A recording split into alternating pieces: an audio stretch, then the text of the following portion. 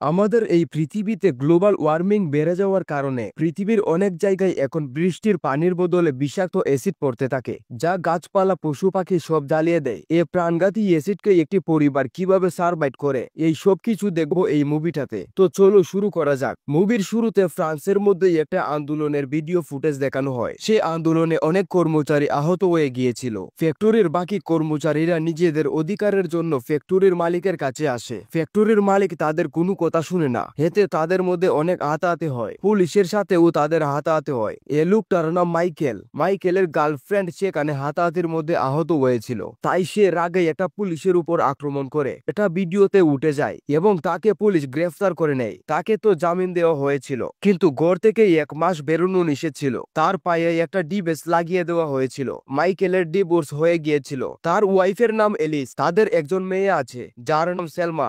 Michael এখন তার girlfriend কেরেনকে ভালোবাসে। কেরেনের পায়ে আঘাতের জন্য তার চিকিৎসা চলছে। সে ওই ফ্যাক্টরিতে হাতাহাতিতে ব্যথা পেয়েছিল। সেলমা তার মায়ের সাথে থাকে। তার রাইডিং এর শখ ছিল। একদিন সে যখন রাইডিং ক্লাস করছিল, তখন তার সামনে কিছু ছেলেকে দেখে যারা তার আবার ভাইরাল ভিডিওটা দেখছে। সালমা রেগে সেখানে একজনের উপর হামলা করে এবং মুখে ঘুরার গু লাগিয়ে দেয়। স্কুলের প্রধান শিক্ষক সালমার মাকে ডেকে আনে, কিন্তু তাকে স্কুল থেকে বের করা হয় না। সেলমা তার বাবা মাইকেলকে পছন্দ করত।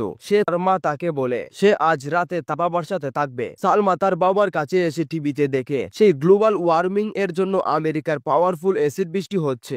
এতে অনেক প্রাণী মারা গিয়েছে এবং এই বৃষ্টি খুব তাড়াতাড়ি ইউরোপে আসতে পারে। মাইকেল তাকে এরকম খবর দেখতে মানা করে। এর পরের দিন সালমা আবার তার মায়ের ঘরে আসে। সেদিন খুব বৃষ্টি হচ্ছিল। তাদের ঘরের জানালাটি খোলা রয়ে গিয়েছিল, যার কারণে বৃষ্টির পানি কিছুটা তাদের ঘরে ঢুকে পড়ে। এলিস একটা কাপড় পানির উপর দিয়ে দেয় যেন পানিগুলো শুকিয়ে যায়, কিন্তু আমরা দেখতে পাই কাপড় রং বদলে যাচ্ছে, অর্থাৎ বৃষ্টির সেই পানির ভেতর কিছুটাই অ্যাসিড আছে। পরের দিন বৃষ্টি হচ্ছিল না, কিন্তু আকাশে মেঘ দেখা যায়। বিভিন্ন এলাকায় অ্যাসিড বৃষ্টি হওয়ার খবর পাওয়া যাচ্ছে। মাইকেল কাজ করার সময় দেখতে পায় মাটির খাদাগুলোর উপর পানিগুলো কেমন যেন হয়ে যাচ্ছে। মাইকেল দেখে বিষয়টা অবাক লাগে। এলিস একজন নার্স ছিল, তাই সে তার কাজে ছিল এবং সেলমাও তখন স্কুল ছিল। দুপুরের সময় সবাইকে খবরে অ্যালার্ট করে দেওয়া হয় যে অনেক জায়গায় প্রচুর বৃষ্টি হওয়ার আশঙ্কা আছে। এলিস সেলমার জন্য চিন্তা করতে থাকে। সেজন্য এলিস মাইকেলকে সেলমাকে স্কুল থেকে আনতে বলে, কারণ ক্লাসে তাদের ফোনগুলো নিয়ে রাখা হয়। সময় ছিল খুব কম। মাইকেল তখন তার গাড়ি নিয়ে এলিসের কাছে যায়।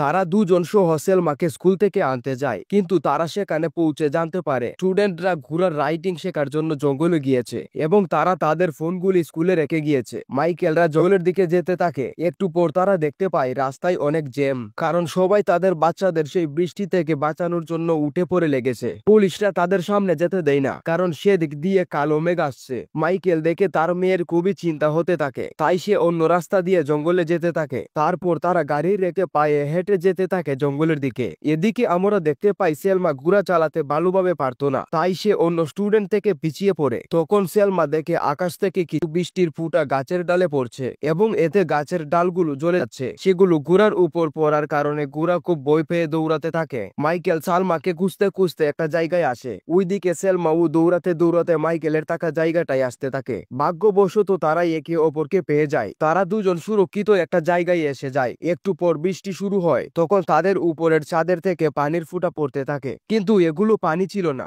এগুলো ছিল অ্যাসিড, যেগুলো মাটিতে পড়ার পর মাটি জ্বলে যাচ্ছে। সেগুলো তারাও দেখতে পায়। মাইকেল তখন এলিকে ফোন করে তাদের লোকেশন বলে দেয়। মাইকেল ডাল স্বরূপ একটা কাপড় নেই। কাপড়টা দিয়ে তারা শরীরকে ডেকে ফেলে। প্রচুর অ্যাসিড বৃষ্টি হওয়ার কারণে এলিস ভালোভাবে দেখছিল না, কিন্তু পরে সে তাদের পেয়ে যায়। তারা গাড়িতে ঢুকে পড়ে। কিছুক্ষণ পর তারা দেখতে পায় সব দিকে মানুষের চিৎকার শোনা যাচ্ছে। অনেক মানুষ গাড়ি না থাকার কারণে তারা অ্যাসিড বৃষ্টিতে জ্বলে যাচ্ছে। তখন একজন লোক যার পুরো শরীর অ্যাসিডে জ্বলে গেছে, সে বাঁচার জন্য তাদের গাড়ির ভিতরে ঢুকতে চায়, কিন্তু মাইকেল লাথি মেরে বের করে দেয়। মাইকেলরা কষ্ট করে জ্যাম থেকে বেরিয়ে যায়। সেলমা এসব কিছু দেখে খুব ভয় পেয়ে যায়। তার মানসিক অবস্থা খারাপ হতে থাকে। কিছু সময় পর বৃষ্টি থেমে যায়, কিন্তু অ্যাসিড বৃষ্টির কারণে পুরো শহর ধ্বংস হয়ে গিয়েছে। এতে অনেক জিনিস জ্বলে গিয়েছে এবং অনেক মানুষ এতে মারা যায়। তারাই একটা সুপার মার্কেটের পার্কিং সাইটে আসে। তারা সেখান থেকে অনেক কাপড় জোগাড় করে, যেটা দিয়ে তারা গাড়ি এবং তাদেরকে ডেকে রাখতে পারবে। এলিস তখন তার বাইকে কল করে, কিন্তু তার ভাই বলে রাস্তা বন্ধ করে দেওয়া হয়েছে। মাইকেল তার গার্লফ্রেন্ড কেরেনের জন্য চিন্তা করতে থাকে। সে তাকে ফোন করে, কিন্তু ফোন কেটে যাচ্ছে। তারপর তারা কিছু ঘন্টা গাড়ি চালিয়ে দেশ থেকে বেরিয়ে যাওয়ার চেষ্টা করে এবং সবাই এই কাজটাই করছে। কিছু সময় পর তাদের গাড়ির উপরও অ্যাসিডের প্রভাব এসে যায়। গাড়ির পেছনের দরজাটা এসিড পড়ার কারণে সেটা জ্যাম হয়ে গিয়েছে। ভেতর থেকে দরজা খোলা যাবে তাই সেলমা লাথি দিয়ে দরজা খোলার চেষ্টা করে। কিছু সময় পর দরজাটা খুলে দেয়। সব দিকে এসিডের দুর্গন্ধ ছিল। তাদের গাড়ি এখন আর চলবে না, তাই তাদের পায়ে হেঁটেই যেতে হবে। তারাই একটা ঘরে আসে, যেখানে সেই ঘরের মানুষটা কারোর জন্য জন্মদিনের আয়োজন করে রেখেছে, কিন্তু ঘরে কেউ নেই। সেখানেই একটা বিড়াল ছিল যে সেখানের খাবারগুলো খাচ্ছে। সালমা বিড়ালটাকে হাতে নিয়ে গেলে এলিস তাকে মানা করে দেয়, কারণ হতে পারে বিড়ালটির মাথায় কিছু অ্যাসিড লেগে আছে, তা আর আতেও লেগে যেতে পারে। এদিকে ফোন লাইন চলে আসার কারণে মাইকেল কেরেনের সঙ্গে কথা বলে। কেরেন বলে তারা সুস্থ আছে, তাদেরকে অন্য জায়গায় নিয়ে যাওয়া হচ্ছে। তাদের কথা বলার সময় সিগন্যাল চলে যায় এবং কল কেটে যায়। মাইকেল পানি খাবার জন্য যখন পানি আনতে যায় তখন তার থেকে সন্দেহ হয় হতে পারে এ পানির মধ্যে অ্যাসিড আছে, তাই সে একটা প্লাস্টিকে পানি দিয়ে সেখানে থাকা বিড়ালটিকে খেতে দেয়। যদি বিড়ালটার কিছু হয় তাহলে বোঝা যাবে অ্যাসিড আছে, এবং এটা ছিল খুবই খারাপ কাজ। সেলমার এটা ভালো লাগে না, সে পানিগুলো নিয়ে ফেলে দেয়। তারপর তারা ফ্রিজে কিছু পানির বোতল পায় যেটা ছিল নিরাপদ। কিছুক্ষণ পর মাইকেল খেয়াল করে যে প্লাস্টিকে সে পানি নিয়েছিল সে প্লাস্টিকটাও এখন গলে গিয়েছে, অর্থাৎ পানিটাতে অ্যাসিড ছিল। তাদের কাছে এখন শুধু খাবার ছিল সে বার্থডে অনুষ্ঠানের কিছু মদ এবং কিছু খাবার। রাতে তারা ঘুমানোর সময় ছাদ থেকে টপ টপ করে পানি পড়ার আওয়াজ শুনতে পায়, যেটা ছিল অ্যাসিড। সেজন্য সেলমা সেই বিড়ালটাকে খুঁজতে থাকে। তখন সে রক্ত দেখে। সে রক্তের পথ ধরেই একটু সামনে গেলে দেখি বিড়াল মরে আছে, অর্থাৎ মাইকেল যে পানিটা দিয়েছিল সেটা বিড়াল একটু খেয়ে ফেলেছিল, তাই বিড়ালটা মারা গিয়েছে। এটা দেখে সেলমার খারাপ লাগে। তারপর সে তার মায়ের সাথে ঘুমিয়ে পড়ে। পরের দিন সকালে তারা আবার পথ চলা শুরু করে। সেদিন বৃষ্টি পড়ছিল না। তাদের সাথে অনেক মানুষও পায়ে হেরে অনেক দূরে অন্য কোনো জায়গায় যেতে থাকে। দেখতে দেখতে অনেক মানুষ তাদের আশেপাশে জড়ো হয়ে যায়। তাদের শহর থেকে বের হতে একটা ব্রিজ পার করতে হবে, কিন্তু এসিড বৃষ্টি হওয়ার কারণে ব্রিজটা দুর্বল হয়ে পড়েছে, তাই সবাই একসাথে সেদিকে যেতে পারবে না। সেজন্য মিলিটারি তাদের অল্প অল্প করে পাঠাতে থাকে, কিন্তু ভিড় বেশি হওয়ার কারণে এলিস মাইকেলদের থেকে হারিয়ে যায়। তারা ব্রিজ দিয়ে যাওয়ার সময় ব্রিজটা ভেঙে যেতে শুরু করে। মানুষ বয়ে দৌড়তে থাকে। তখন যাওয়া আসা রাস্তাটায় জ্যাম লেগে যায় এবং এলিস সেই জ্যামের মধ্যে আটকে যায়। তখন ব্রিজের রেলিং গুলো মানুষের চাপে ভেঙে যায় এবং এলিস সোজা পানিতে পড়ে যায়। যেহেতু পানিতে এখন অনেক অ্যাসিড আছে তাই সেখানে মারা যায়। এই ঘটনায় বাবা মেয়ে দুজন ভেঙে পড়ে। এখন ব্রিজটাও ভেঙে যাওয়ার কারণে সবাই ওই পারে যেতে পারছে না এবং যে কোনো সময় বৃষ্টি আবার আসতে পারে, তাই মিলিটারি তাদের অন্য জায়গায় নিয়ে যায়। সবাইকে মিলিটারি ট্রাকে তোলা হয় এবং তারা জঙ্গলের ভেতর দিয়ে চলতে থাকে। রাস্তার মিলিটারি কিছু অর্ডার পায়, সেজন্য মিলিটারি সবাইকে নামিয়ে দেয় এবং তাদের পায়ে হেঁটে সামনে যেতে বলে। তখন একজন মিলিটারি লাল রঙের ধোঁয়া দিয়ে সবাইকে সতর্ক করতে থাকে, কারণ আকাশে মেঘ দেখা যাতে সবাই এদিক ওদিক পালাতে থাকে, যার কারণে মাইকেল আর সেলমা অন্য সবার থেকে আলাদা হয়ে যায়। মাইকেল আর সেলমা দৌড়তে থাকে। তাদের পেছনে এসিড বৃষ্টির পানিগুলো পড়া শুরু হয়েছে। তারা অবশেষে একটা আশ্রয়ের জায়গা পেয়ে যায়, যেটা ছিল একটা বন্ধ হয়ে যাওয়া আন্ডারগ্রাউন্ড রাস্তা। তারা ভেতরে ঢুকে পড়ে এবং সাথে সাথে জোরে বৃষ্টি শুরু হয়। বৃষ্টির তীব্রতা বেশি হওয়ার কারণে তাদের কাছে এসিড গুলো আসতে থাকে। তারা সামনে যেতে যেতে এক জায়গায় মাইকেল উচট খেয়ে পড়ে যায়, এতে সে আহত হয়। তারপর তারা জায়গাটার বের হওয়ার রাস্তা পেয়ে যায়। তখন বৃষ্টি থেমে গিয়েছিল। তারা চলতে চলতে একটা ঘর দেখতে পায়, কিন্তু ঘরে কেউ ছিল না। তখন হঠাৎ মাইকেল ক্লান্ত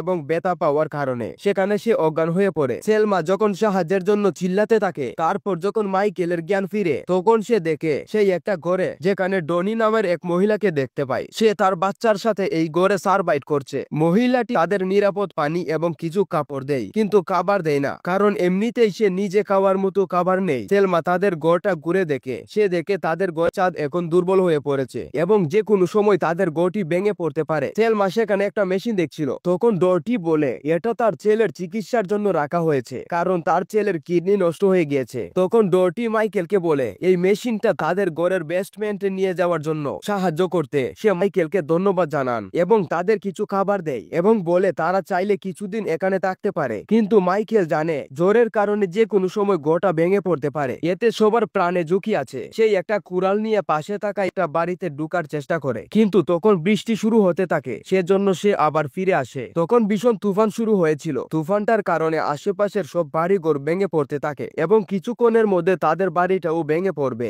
মহিলাটি জানতো যে তাদের এই ঘরটি ভেঙে পড়তে পারে, সেজন্য সে ঘরের বেসমেন্টে তার বাচ্চার সাথে ঘুমিয়ে পড়ে এবং তাদের মৃত্যুর জন্য অপেক্ষা করে। মাইকেল গ্যারেজে ঘুমানোর কথা ভাবে। কিছুক্ষণের মধ্যে ঘরটির সবকিছু গলে যেতে থাকে। ঘর ভাঙার আওয়াজটা শুনে মাইকেল তাদের বাঁচানোর জন্য যায়, কিন্তু ডরটি ঘরের দরজা ইচ্ছা করে বন্ধ করে। তখন মাইকেল তার একে টেনে ঘর থেকে বের করে আনে, কারণ ঘরের চারটি ভেঙে যাওয়ার কারণে ভিতরে পানি ঢুকেছে। তারা গাড়ি করে সেখান থেকে থেকে বেরিয়ে পড়ে ঘন অন্ধকারে। তাদের আলো ছিল শুধু গাড়ির লাইটটা, কিন্তু এসিডের প্রভাবে গাড়ির কম্পিউটারটাই সিস্টেম খারাপ হওয়ার অ্যালার্ট দিতে থাকে। গাড়ি বন্ধ হয়ে যায়। মাইকেল গাড়ি স্টার্ট করার জন্য চেষ্টা করে, তখন আবার গাড়ি স্টার্ট হয় এবং তারা উল্টো পাল্টা রাস্তা দিয়ে চলতে থাকে কারণ গাড়িটির কম্পিউটারটি খারাপ হয়ে গিয়েছে। তারাই একটা খোলা জায়গায় এসে পড়ে যেখানে প্রচুর অ্যাসিড বৃষ্টি হয়েছিল। সে বুঝতে পারে সে রাস্তা হারিয়ে ফেলেছে। এই নিয়ে বাবা মেয়ের মধ্যে কথা কাটাকাটি হয়। সে যখন সেখান দিয়ে হাঁটছিল তখন সে বুঝতে পারে তার জুতাগুলো জ্বলেছে। সে গাড়িতে ফিরে আসে, কিন্তু সেখানে সালমা ছিল না। সে রাগ করে সেখান থেকে পালিয়ে গিয়েছে। সেই অ্যাসিড গুলো হয়ে এদিক ওদিক দৌড়তে থাকে। সে একটা ট্র্যাক্টর দেখতে পায়। সে সেটার উপর উঠে পড়ে, কিন্তু ট্র্যাক্টরটা মাটিতে ডেবে যেতে শুরু করে। এদিকে মাইকেল চিন্তিত হয়ে সালমাকে খুঁজতে থাকে। তার গাড়িটা ধীরে ধীরে কাদায় আটকে যায়, সেজন্য মাইকেলের থেকে পায়ে হেঁটেই চলতে হয়। একটু পর মাইকেল সালমাকে পেয়ে যায়। মাইকেল সালমাকে কাঁধে উঠিয়ে গাড়িতে নিয়ে যেতে শুরু করে, কিন্তু দেখা যায় মাইকেলের পায়ে অ্যাসিড লাগার কারণে তার পা জ্বলে যাচ্ছে।